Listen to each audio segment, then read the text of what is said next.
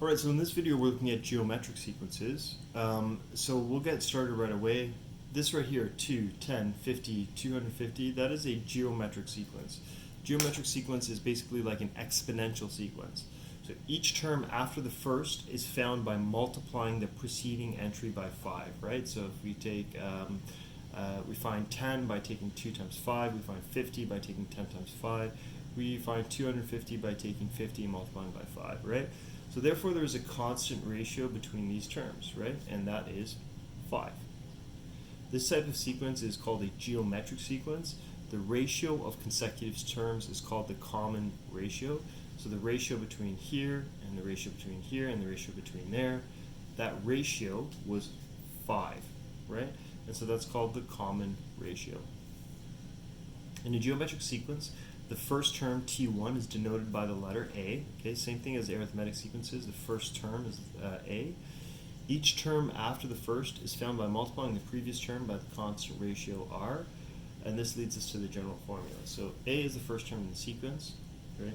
R is the common ratio, and then we have N, which is the number of terms in that sequence, or like the number of the term in that sequence minus 1.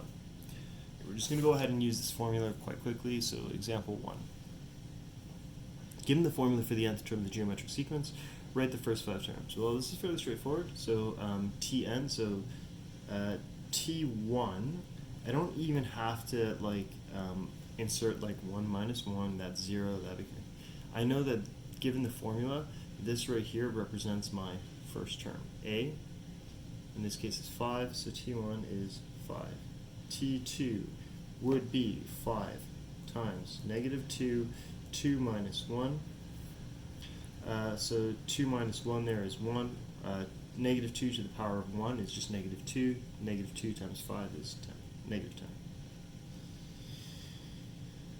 Okay, and then T3, so on and so forth. So I'm just going to pause the video. I'll get you to pause the video as well, and for you to continue to write the first 5 terms. Okay, go ahead, press pause. Okay, so here are the first 5 terms. T1 is 5, T2 is negative 10, T3 is 20, T4 is negative 40, and T5 is 80, right? And as you can see, the common ratio between consecutive terms is negative 2. Yeah, so that's fairly straightforward. All we did is we took the formula and that was given to us, and we inserted the term number to find the different terms. Example 2, given the formula for the nth term, find T6, okay? And so this would be the exact same thing, so you can actually take an opportunity and try this out yourself, and when we come back the answer should be there, so give this one a shot on your own. Okay, go ahead, press pause. Okay, so given this formula right here, the 6th term in that sequence is 96, and again using function notation because sequences are in fact functions. They're discrete functions, they're just points on a graph. We can get negative 5,120.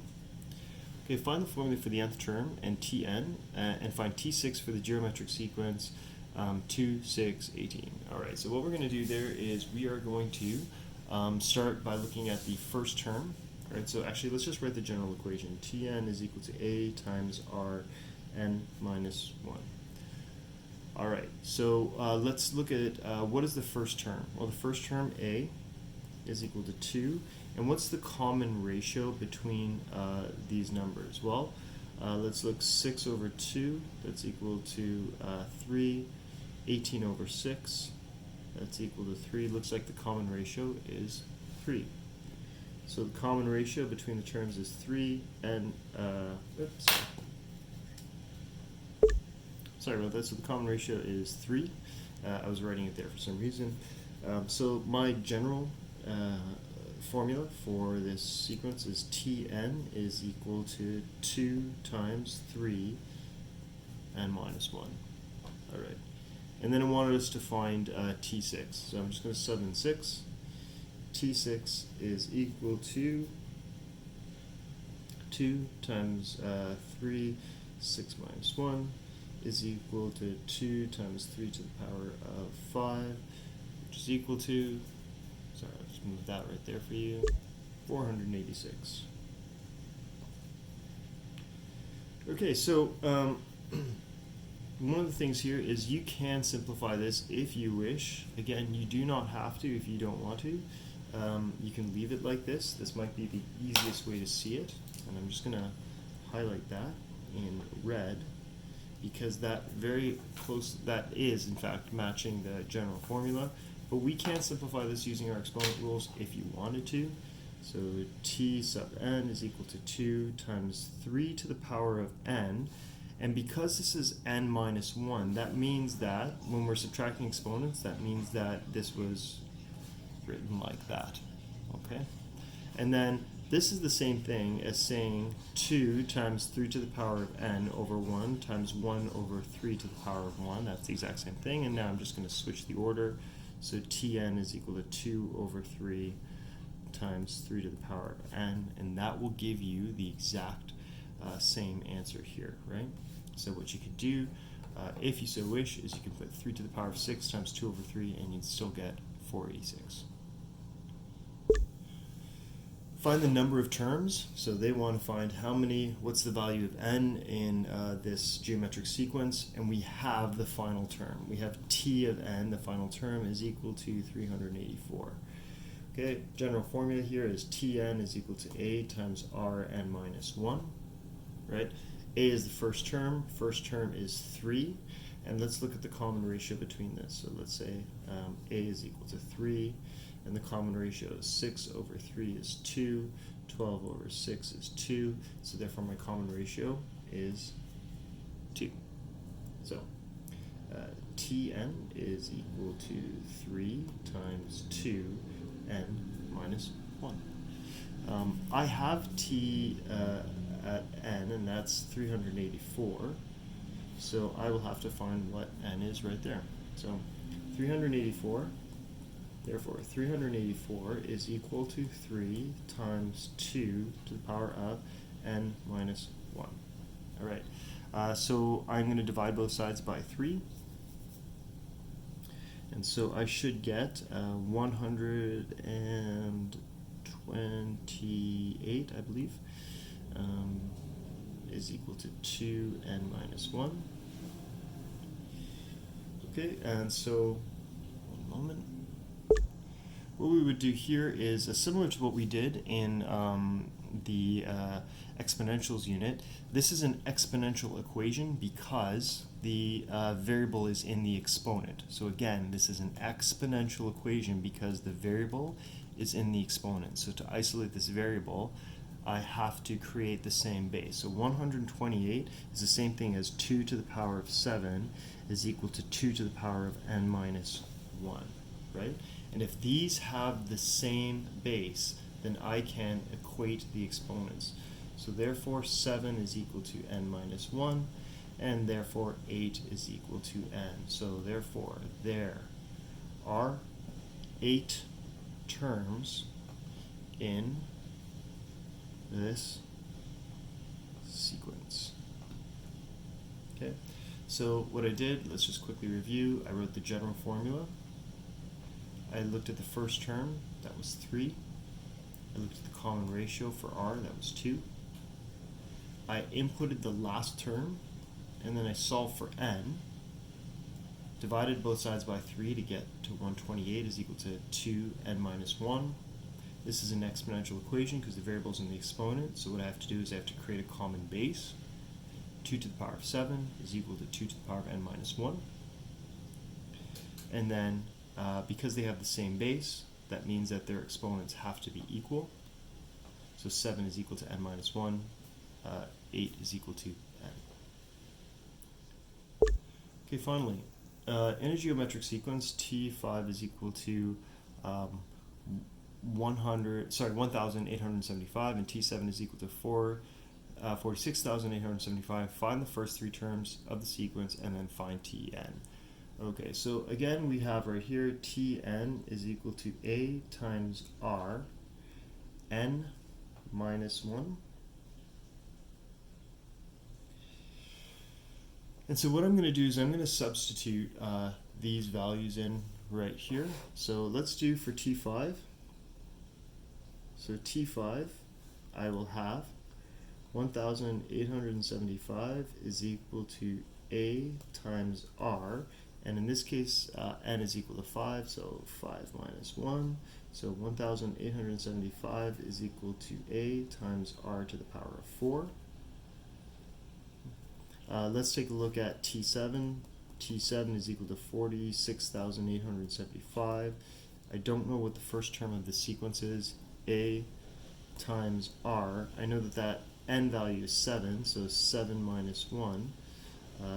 So 46,875 is equal to a times r to the power of 6. And so what I'm going to do is I'm going to create a ratio of these two terms. So I'm going to create a ratio of T7 over T5, right? And T7 over T5 is the same thing as saying T7, which is 46,000, I keep saying that, 875 over 1,875, and that's the same thing as saying this was a times r to the power of 6 over a times r to the power of 4. You'll notice that my a's will cancel, and I'm only going to be left with r, so I should be able to find the common ratio here. So I'm just going to quickly divide this. So this right here is 25, and that right there, because we're dividing, that's r 6 minus 4, so 25 is equal to r to the power of 2. So what is that common base? Well, that is 5. R is 5. Okay. Now, here's the thing though. Because we took the square root of both sides to get this, r is 5, or r is equal to negative 5. So we're actually going to have two possible sequences here. So let's start working with this one. Okay. So if r is equal to 5, then what I can do is I can just sub r equal to 5 into t of 5, right?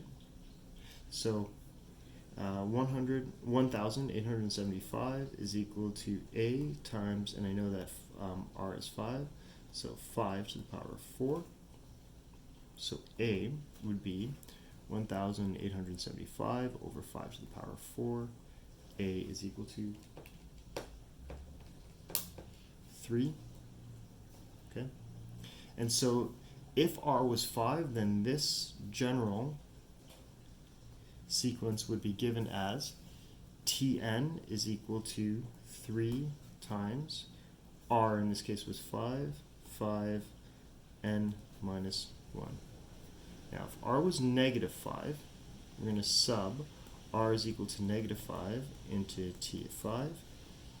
1,875 is equal to a times 5, sorry, negative 5 to the power of 4, right? And we'll see here 1,875 over negative 5 to the power of 4. That a is also equal to 3. So in this case, we actually are generating the same equation.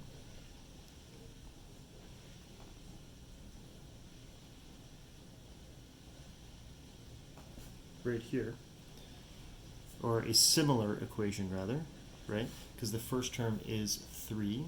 First term is 3 here, but as we can see here, the common ratio is different. The common ratio here is 5, and the common ratio here is negative 5. So let's do the first terms of this one. T1, I know that that's 3. I know T1 in this case is equal to 3. T2 would be 3 times 5, 2 minus 1. So 5 to the power of 2 minus 1, 1.